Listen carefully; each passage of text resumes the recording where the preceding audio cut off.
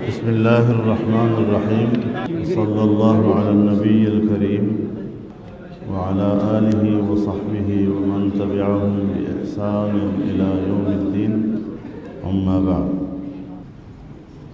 ہمارے حضرت شیخ مولانا عبدالحق صاحب رحمہ اللہ وتغمدہ اللہ بغفرانہ، ان کا خاندان، ان کا خانوادہ دارالعلوم حقانیہ کے تمام اساتذہ کرام، عزیز طلباء اور دارالعلوم حقانیہ کے تمام متعلقین بشمول میرے، ہم سب تعزیت کے مستحق ہیں، اور حضرت مولانا سمیع الحق صاحب شہید رحمہ اللہ کے بعد ابھی تو ان کی شہادت کا غم تازہ تھا، کوئی زیادہ عرصہ نہیں گزرا تھا کہ ایک بہت بڑے سانحے کا سامنا کرنا پڑا۔ دارالعلوم حقانیہ کے در و دیوار اس وقت سوگوار ہیں، ہر دل غمزدہ ہے۔ میں عمرہ کے سفر پر تھا اور مدینہ منورہ میں تھا۔ جمعے کے روز اطلاع ملی کہ دارالعلوم حقانیہ میں ایک بار پھر ایک جانکاہ سانحہ رونما ہوا ہے۔ یقیناً آپ تو یہاں پر صورتحال کو چشمدید دیکھ رہے تھے، لیکن ساری تصویر میرے سامنے تھی، اور وہ میں جانتا ہوں یا میرا رب جانتا ہے کہ وہ لمحات کس قدر کرب کے لمحات تھے، کس قدر تکلیف کے لمحات تھے، لیکن ہمارا ایمان ہے اور ہمارا عقیدہ ہے کہ نہ تو موت کا وقت معلوم ہے، نہ ہی موت کی جگہ معلوم ہے، اور نہ ہی موت کا سبب معلوم ہے۔ اللہ تعالیٰ کے فیصلے ہیں۔ دنیوی زندگی میں انسان ایک دوسرے سے مانوس ہوتے ہیں، ایک محبت کا تعلق ہوتا ہے، اور یکدم سی جب جدائی آتی ہے تو پھر ایک بشری تقاضا ہے کہ وہ جدائی قابل برداشت نہیں ہوتی۔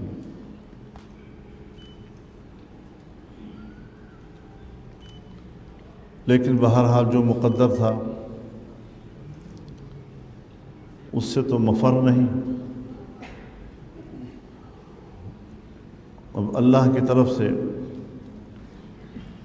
صبر ایک ایسا انعام ہے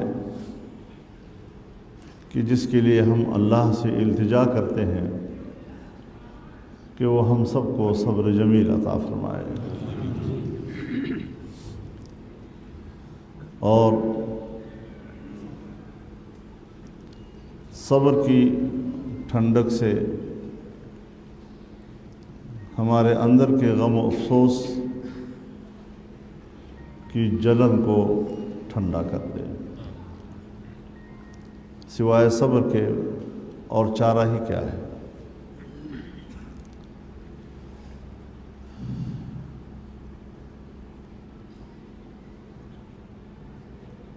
مجھے یوں احساس ہو رہا تھا جیسے یہ حملہ صرف حامد الحق پر نہیں ہوا، بلکہ میرے گھر اور میرے مدرسے پہ ہوا ہے، میرے مادر علمی پہ ہوا ہے۔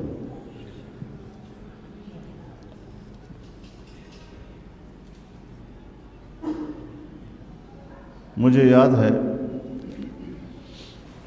آج میں پہلی مرتبہ آپ کے سامنے یہ بات کہہ رہا ہوں۔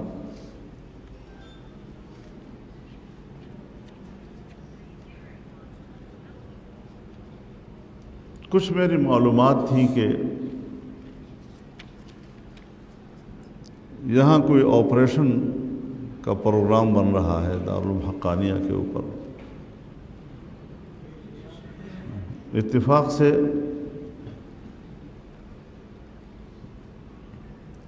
بڑے ریاستی ذمہ داروں کے ساتھ میری ایک ملاقات تھی، تو میں نے ان کے سامنے یہ بات کہی تھی کہ میری کچھ معلومات ہیں، آپ کوئی اس طرح کا ارادہ رکھتے ہیں۔ انہوں نے ایک دوسرے کی طرف دیکھا اور سوچا کہ یہ تو بڑی سری چیز ہوتی ہے، کیسے اس کو پتہ چل گیا ہے۔ وہ خاموش ہو گئے اور میری طرف دیکھنے لگے۔ پھر میں نے ان سے کہا کہ آپ کا اگر کوئی ایسا ارادہ ہے تو یہ جان لو کہ آپ کو بہت مہنگا پڑے گا۔ اور میں نے کہا کہ ہر چند کہ ہم اس قسم کے تنازعات سے دور رہتے ہیں، جمعیت علماء اسلام اسلحے کی سیاست نہیں کرتی، لیکن یاد رکھو اگر تم لوگوں نے دارالعلوم حقانیہ کی طرف اس جرت کی نظر سے دیکھا تو مقابلے میں فضل الرحمان کو پاؤ گے۔ اتنا آسان نہیں ہے آپ کے لیے، اور الحمدللہ ان کو پسپا ہونا پڑا۔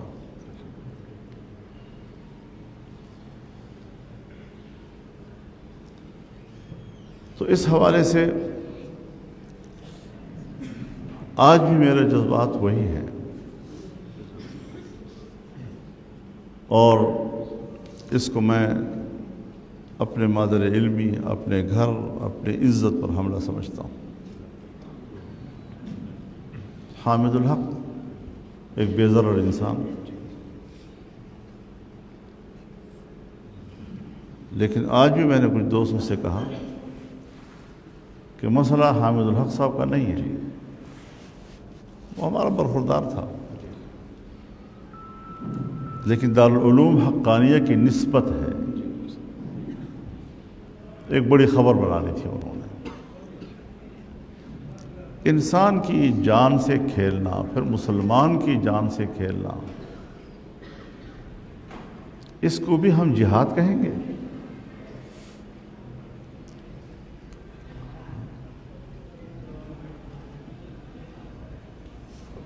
یہ بندوق جو مسلمان کے خلاف استعمال ہوتی ہے، جو ایک عالم دین کے خلاف استعمال ہوتی ہے، جو اسلام کے ایک علمبردار کے خلاف استعمال ہوتی ہے، یہ تمہارے جذبات تو ہو سکتے ہیں، یہ تمہاری تنگ نظری تو ہو سکتی ہے، یہ کسی سازش کا ایک سبب تو ہو سکتا ہے، ذریعہ تو ہو سکتا ہے، لیکن یہ جہاد نہیں ہو سکتا۔ دہشت گردی ہے یہ۔ جناب رسول اللہ صلی اللہ علیہ وسلم کا ارشاد ہے، لَزَوَالُ الدُّنْيَا أَهْوَنُ عَلَى اللَّهِ مِنْ قَتْلِ رَجُلٍ مُسْلِمٍ۔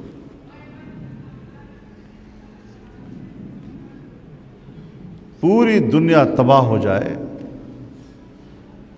یہ اللہ کے لیے ہلکا ہے اس مقابلے میں کہ ایک مسلمان کا خون بہایا جائے۔ ایک دوسری روایت میں ہے لَهَدْمُ الْكَعْبَةِ أَهْوَنُ عَلَى اللَّهِ مِنْ دَمِ رَجُلٍ مُسْلِمٍ۔ پورا کعبہ گر جائے اس کو اللہ تعالیٰ کو اتنی پرواہ نہیں ہے جتنی کہ اس کے مقابلے میں ایک مسلمان کا خون بہے. اور کعبے کو خطاب کرتے ہیں طواف کے دوران کہ تو عظمت والا گھر ہے، لیکن مسلمان کا خون تیرے سے عظمت زیادہ ہے. اس کو ہم نے اسلام کے نام لیواؤں نے اتنا ہلکا سمجھ لیا ہے، اتنا معمولی سمجھ لیا ہے. یعنی یہ لوگ آخرت کے مواخذے سے بے نیاز ہو چکے ہیں، اور ایک مسلمان کے قتل کو جہاد کہہ کر سمجھتے ہیں کہ ہم جنت میں جائیں گے، اس کو ذریعہ جنت سمجھتے ہیں. وَمَن يَقْتُلْ مُؤْمِنًا مُتَعَمِّدًا فَجَزَاؤُهُ جَهَنَّمُ خَالِدًا فِيهَا وَغَضِبَ اللَّهُ عَلَيْهِ وَلَعَنَهُ وَأَعَدَّ لَهُ عَذَابًا أَلِيمًا. بیک وقت اللہ تعالیٰ اتنے غصے میں آ کر 5 سزائیں ایک مومن کے قتل کو سناتا ہے. ہم اتنے غیر محتاط ہو گئے ہیں، اس کو جہاد کہتے ہیں. پھر ہم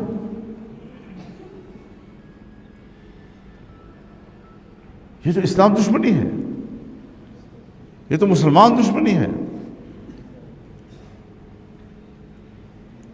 یہی تو وہ سفک الدماء ہے کہ جس کی وجہ سے ملائکہ نے اعتراض کیا تھا. قالوا اتجعل فيها من يفسد فيها ويسفك الدماء.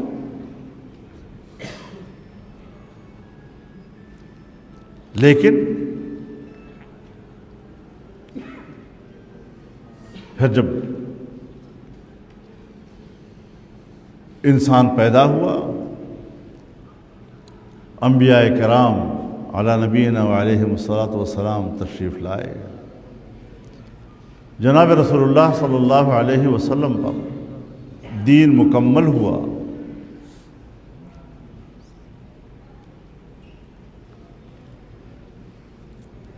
تو جب مسجد میں لوگ بیٹھے اللہ کو یاد کرتے تھے تو فرشتے اس مجلس کو گھیر لیتے تھے.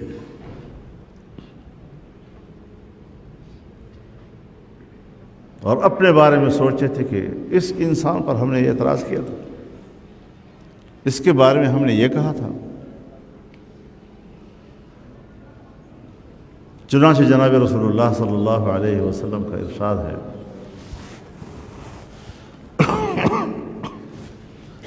مجتمع قوم فی بیت من بیوت اللہ یتلون فیہ کتاب اللہ ویتدارسونہ بینہم الا نزلت علیہم السکینہ وغشیتہم الرحمہ وحفتہم الملائکہ وذکرہم اللہ فی من عندہ.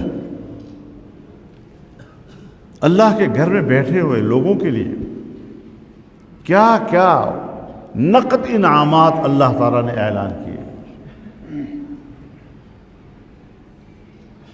نزلت علیہم السکینہ، یہ پہلا انعام ہے نقد، اور سکینہ ضد ہے اضطرار کا، پریشانی کا.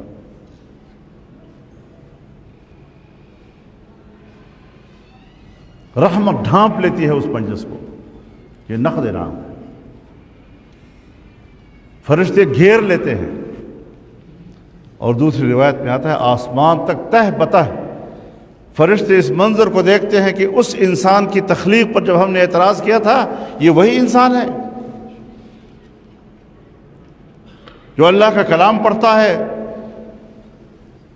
دوسرے کو سمجھاتا ہے، قرآن کی تعلیم حاصل کرتا ہے، قرآن کی تعلیم دوسروں کو دے رہا ہے، درس و تدریس کا معاملہ اس سے وابستہ ہے. آج ہم نے ان اداروں کو نشانہ بنا لیا، مسجد کو نشانہ بنا لیا. ابھی کوئی ہفتہ 10 دن کا واقعہ ہے، مجھے کسی نے بتایا کہ نماز کے اندر 2 رکعت پڑھنے کے بعد جماعت میں کھڑے ہوئے مسلمان کو وہاں سے گھسیٹا اور مسجد سے باہر لا کر گولی مار دی گئی. اس کو بھی جہاد کہیں گے ہم؟ ابھی جو پرسوں بلوچستان میں واقع ہوا ہے، ایک عالم دین تراویح پڑھ رہا ہے، 18 رکعت پڑھ چکا ہے، مسلح پہ اس کو شہید کر دیا گیا۔ یہ بھی جہاد کے زمرے میں شمار کیے جائیں گے؟ یہ بھی سرزمین وطن کے ساتھ محبت کی علامت ہوگی؟ کہیں کوئی ضمیر رہ گیا ہے کہ جس کے دروازے پر کوئی دستک دی جائے کہ کر کیا رہے ہو؟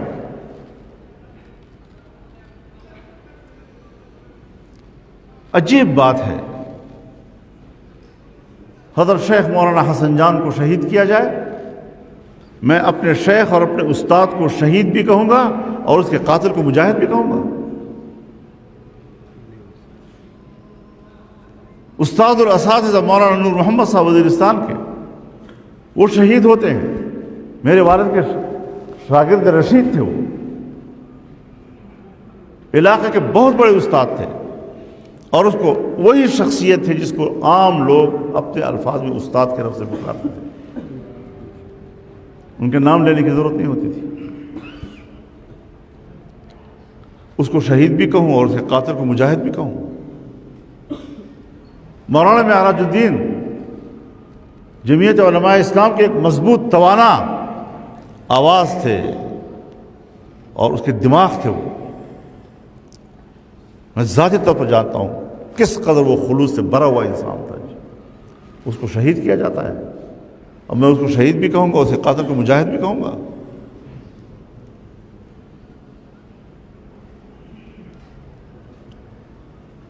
باجوڑ کے جلسے میں تحصیل لیول کا ایک جلسہ، چھوٹا سا جلسہ،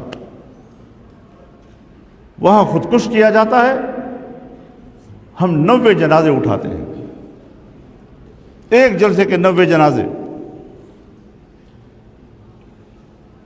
میں اپنے ان جوانوں کو شہداء کا نام بھی دوں گا اور اس کے قاتل کو میں کہوں گا کہ یہ مجاہد ہے۔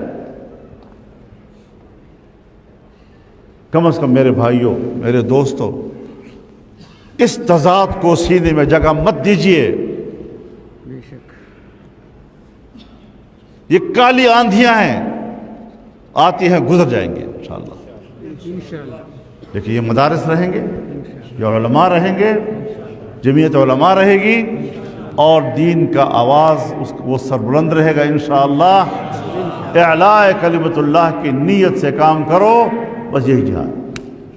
جو استطاعت آپ کو اللہ نے دی ہے اس سے زیادہ آپ کو مکلف نہیں کرنا، اور جو مشن آپ کے حوالے ہے اس کا نتیجہ آپ کے حوالے نہیں کیا، آپ کے حوالے سر محنت ہے، اور وہ بھی اپنی استطاعت کے اندر ہے۔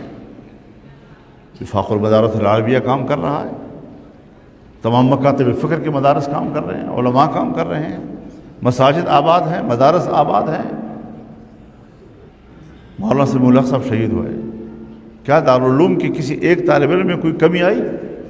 اضافہ تو ہوا۔ حامد الحق کو یا ان کے ساتھ جو شہداء ہیں، میں ان سب کے لیے تعزیت کرتا ہوں۔ مولانا شفیع اللہ صاحب کی بھی بچے وطن شہید ہوئے ہیں، میں سب کی تعزیت کے لیے حاضر ہوں۔ اس سے کوئی فرق نہیں پڑے گا۔ اپنی عاقبت کیوں خراب کرتے ہو؟ کیوں دھوکہ دیتے ہو اپنے آپ کو کہ جیسے تم کوئی جہاد لڑ رہے ہو؟ کوئی جہاد نہیں لڑ رہے، تم سفاک ہو، تم قاتل ہو، تم مجرم ہو۔ افغانستان کے علماء کا فتویٰ ہے، پاکستان کے علماء کا فتویٰ ہے، یہ مولانا عبد الحق صاحب اس فتوے میں موجود تھے جو ہم لکھ رہے تھے جامعہ اشرفیہ لاہور میں، کہ اس کے بعد یہ جنگ ہوگی، جہاد نہیں ہوگی۔ پاکستان میں غیر شرعی ہے یہ چیز۔ حضرات علماء ہیں، طلباء ہیں، علمی بحث کرتے رہتے ہیں، کرتے رہو، لیکن ایک فیصلہ جب آ جاتا ہے تو عالم دین کا مقام یہ ہے کہ وہ یہ کہے کہ یہ میری ذاتی رائے ہے لیکن اجماع کے تابع رہوں گا۔ فضل الرحمن بھی تو ایک مولوی ہے، ایک مولوی کا بیٹا ہے، اور ایسے مولوی کا بھی نہیں میرے سامنے میرے والد صاحب فرمایا کرتے تھے کہ تم جیسے مولوی جو ہے نا وہ تو 1000 مولوی میں ایک لمحے میں بغل کے نیچے سے گزار لیتا ہوں، جن کے علمی مقام پر مولانا عبدالحق اعتماد کرتے تھے، اور مولانا عبدالحق کی علمی مقام کو آپ نہیں جانتے، آپ نے ان کو دیکھا ہی نہیں ہوگا۔ میں نے یہاں کے تمام اس زمانے کے ہم عصر اساتذہ کو سنا ہے، اور آپ کو پتہ ہے کہ صحاح ستہ جب پڑھائے جاتے ہیں تو ایک حدیث مختلف کتابوں میں مکرر آتا ہے، بلکہ بعض دفعہ ایک کتاب میں بھی مکرر آ جاتا ہے۔ ہمارے اساتذہ اس پر بحث بھی کرتے تھے۔ جس دن مولانا عبدالحق صاحب بیٹھتے تھے اور کوئی ایسی حدیث پڑھانی ہوتی تھی جو ہم پہلے سن چکے ہوتے تھے دوسرے اساتذہ سے، اس وقت پتہ چلتا تھا کہ مولانا عبدالحق کا مقام کچھ اور ہے، ان کی تحقیق کا انداز ہی کچھ اور تھا۔ ہمارے حاجی صاحب تھے نوشہرہ میں، حاجی شیر افضل خان بدرشی، زمیندار آدمی تھے، دنیا دار آدمی تھے۔ ایک دفعہ مجھے کہنے لگے کہ ہم یہ سوٹڈ بوٹڈ لوگ، دنیا دار لوگ آپس میں کبھی اکٹھے ہوتے ہیں تو یہ لوگ علماء کے بارے میں ذرا کمزور باتیں کرتے ہیں، یہ علماء کو بڑا کمزور چیز سمجھتے ہیں۔ تو حاجی صاحب کہتے ہیں کہ میں پھر ان کو کہتا ہوں کہ تم نے علماء کو دیکھا نہیں ہے، آؤ میں تمہیں دارالعلوم حقانیہ لے جاتا ہوں، مولانا عبدالحق صاحب کے درس پہ تمہیں بٹھاتا ہوں، اگر اس کا درس سن کر تم احساس کمتری میں جوتوں میں جا کر نہ بیٹھے میرا نام تبدیل کر دو۔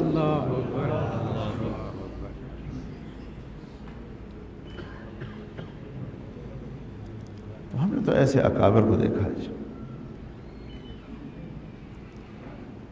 کتابیں لکھی جا رہی ہیں۔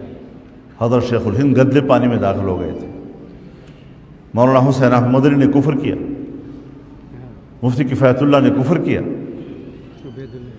مولانا عبید اللہ سندھی نے کفر کیا، اتنی جرت۔ عبداللہ درخواستی نے کفر کیا، احمد علی لاہوری نے کفر کیا، مفتی محمود نے کفر کیا۔ ہوتے کون ہو تم لوگ جاہل کے بچوں کہ تم اتنے بڑے اکابرین کے بارے میں اس قسم کی حضرت سرائی کرتے ہو؟ تمہیں شرم نہیں آتی؟ کتابیں لکھتے ہو۔ میں ایسی کتابوں کو ریزہ ریزہ کر کے ہوا میں پھینکتا ہوں، کوئی ایسی زندگی کی نہیں ہے۔ مجھے اپنے اکابر پر اعتماد ہے، میرے پاس حدیث کی اور دین کی سند انہی کی ہے، اور میں ان کی سند کو اتنا بڑا مقام دیتا ہوں کہ اگر ان اکابرین کی تشریحات کے مطابق کوئی حدیث پڑھائے گا تو میری اجازت اس کو ہوگی، ورنہ نہیں ہوگی۔ بے شک۔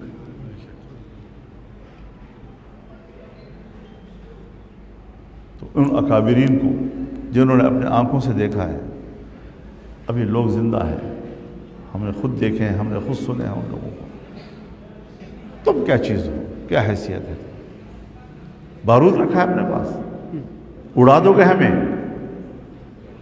تو پھر ہمارے اڑانے کے بعد ایک ایک قطرے سے جو ہمارے نظریات کی صدا اٹھے گی، جو ہمارے مشن کی صدا اٹھے گی، جو ہمارے اکابر کی صدا اٹھے گی، تمہیں اس کا بھی اندازہ ہے؟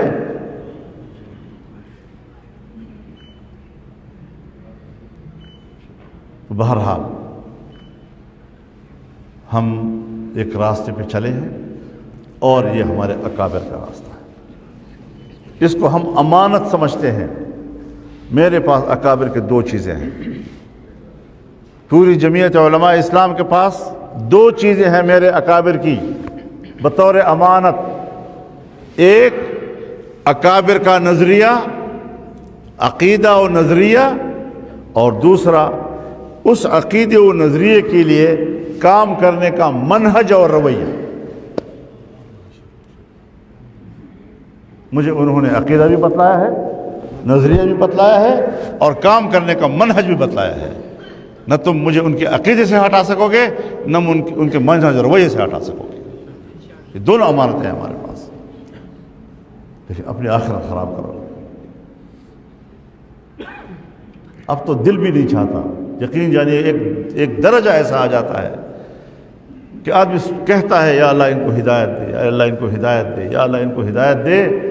اب تو ہماری طبیعت میں مسئلہ اس مقام پر پہنچ گیا ہے کہ دل سے دعا نکلتی ہے، ہدایت تو دور کی بات ہے، ہم ان کی ہلاکت کی دعائیں کرتے ہیں۔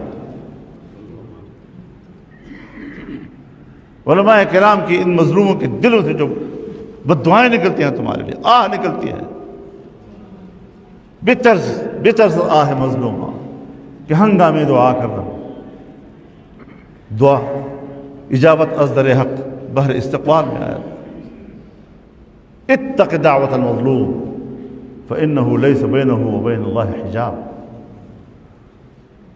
ان مظلوموں کے آہوں سے ڈرو، ان کی بددعاؤں سے ڈرو، ان کی بددعاؤں کے نتیجے میں سوائے ہلاکت کے تمہارا کوئی اور انجام نہیں ہو، دنیا بھی تباہ اور آخرت خسر الدنیا والآخرہ۔